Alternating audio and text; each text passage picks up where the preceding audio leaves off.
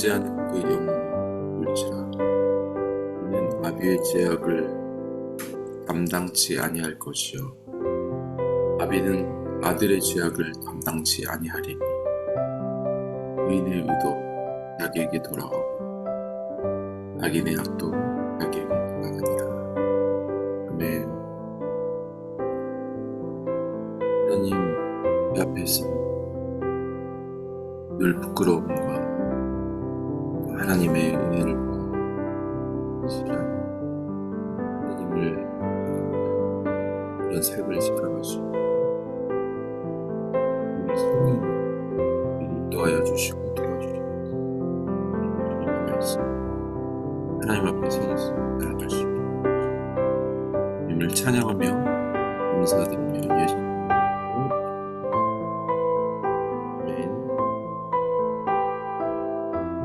오늘 하나님 말씀 열왕기상 2장 13절에서 25절 말씀입니다. 핫기스의 아들 아도니아가 솔로몬의 어머니 밧세바에게 나아온지라. 밧세바가 이르되 네가 화평한 목적으로 왔느냐? 화평한 목적이니이다. 내가 말씀드릴 일이 있나이다.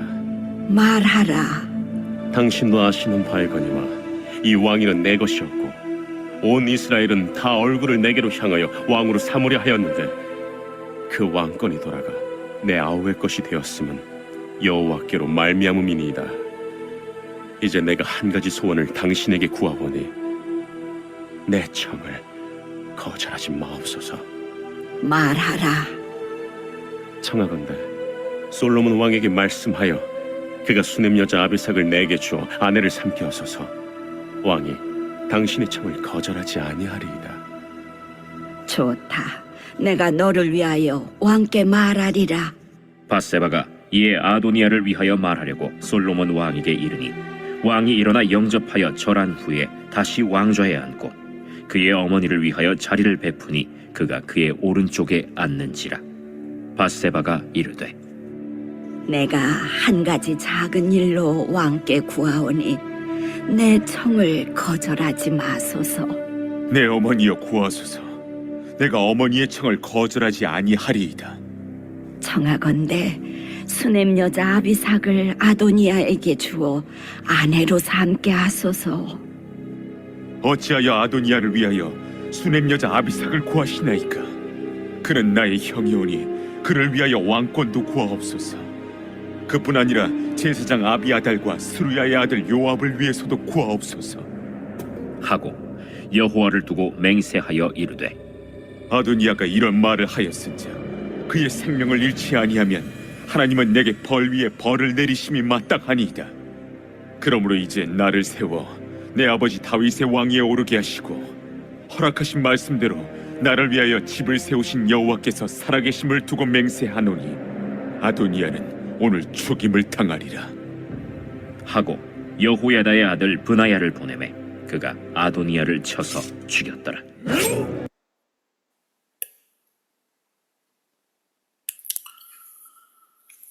네, 2장 앞절은 40년간 이스라엘을 다스렸던 다윗은 솔로몬에게 유언과 이제 솔로몬의 시대가 개막함을 알렸습니다.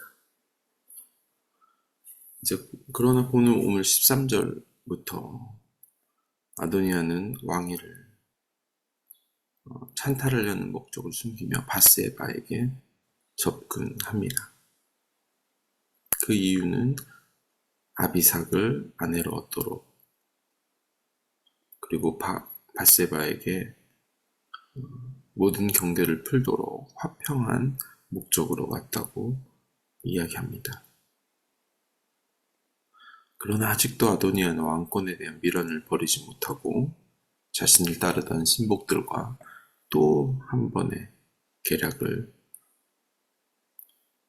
세우는데 오늘 마지막 다윗을 마지막으로 섬겼던 여인이 바로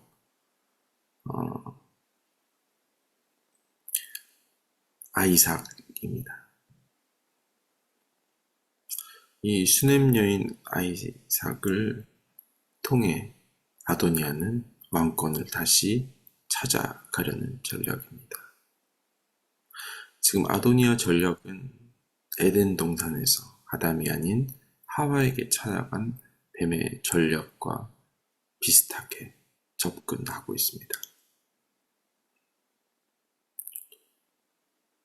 아도니아의 이 반역의 첫 번째 반역에는 밧세바가 나단 선지자와 지혜를 발휘하여 또 다윗에게 올바른 판단을 할 수 있도록 도와줬지만, 오늘 두 번째 반역에는 그 숨은 악한 계교에 그만 휘말리고 말았습니다.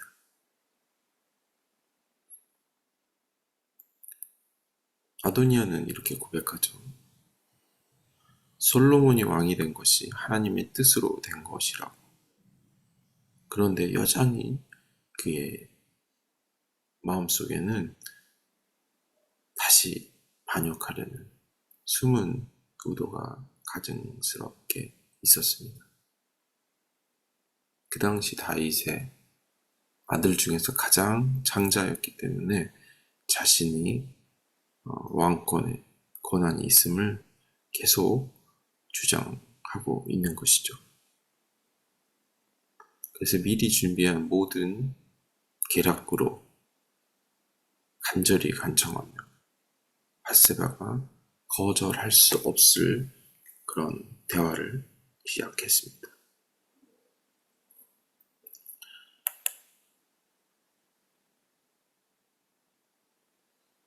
그 계략이 다윗을 마지막으로 섬겼던 다윗의 아내인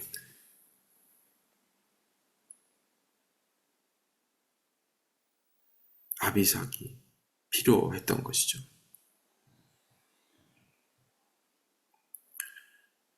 그래서 마지막으로 아버지 다윗을 수종들던 여인으로 자신이 다윗의 진정한 후계자임을 백성들에게 떠올리게 하는 계략이었습니다. 그 당시 고대 근동에서는 선왕의 첩을 취하는 일은 왕권을 이어받는 후계자만이 할 수 있는 일이었습니다. 압살롬도 아히도벨의 계략에 따라 아버지 다윗의 후궁들과 대낮에 동침했던 이유도 이런 이유입니다. 아도니아는 단순히 아비삭을 아내로 삼는 일을 멈추지 않고 다른 계략을 했음에 우리가 추측할 수 있는 것이죠. 솔로몬은 이제 어머니의 간절한 부탁을 받아주며 쉽게 넘어갈 수 있는 순간이었습니다. 그러나 솔로몬은 어머니로부터 아도니아에 대한 청을 듣는 순간 아도니아가 아비삭을 차지함으로 다시 왕이 되려는 그 음모를 알아챘습니다. 이것은 단순히 사적인 감정이 아니라 이스라엘 평화를 지켜야 할 왕으로서 당연히 해야 하는 판단이었습니다. 대제사장 아비아달과 군대 장관 요압을 언급하며 이전에 아도니아와 반역의 한 팀으로 일했던 그 사람들을 다윗의 유언과 하나님의 뜻을 여전히 기억하고 있었습니다. 그들을 아버지의 유언대로 하나님의 뜻대로 제거하는 것은 하나님의 나라를 이스라엘을 위한임을 알고 있었습니다. 결국 솔로몬은 그들을 응징하며 그들을 아도니아의 왕의 도전을 강력하게 제거하며 신정 왕국을 확립하며 강화시켰습니다. 오늘 본문을 통해 우리가 교훈을 얻어야 하는 것은 우리는 죄에 대해서 강하게 대처해야 합니다.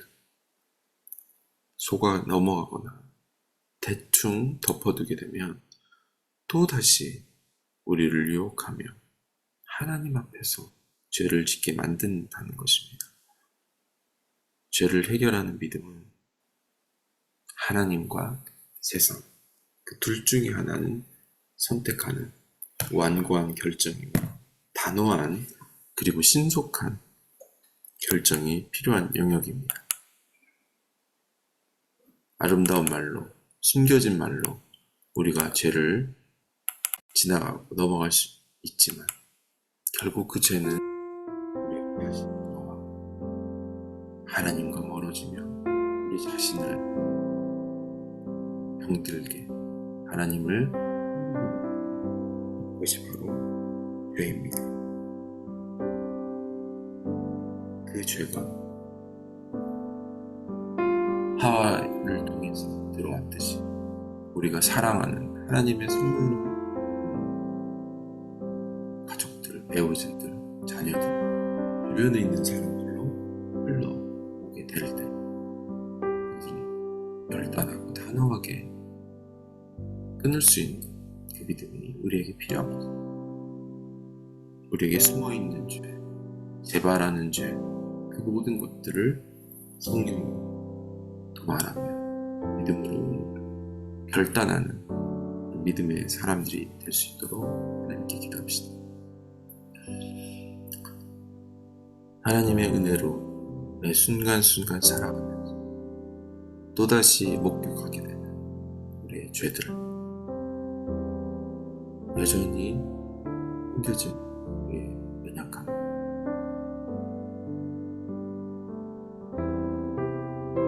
내가 한 것이 아니라고 말할 수 있는 그런 상황입니다.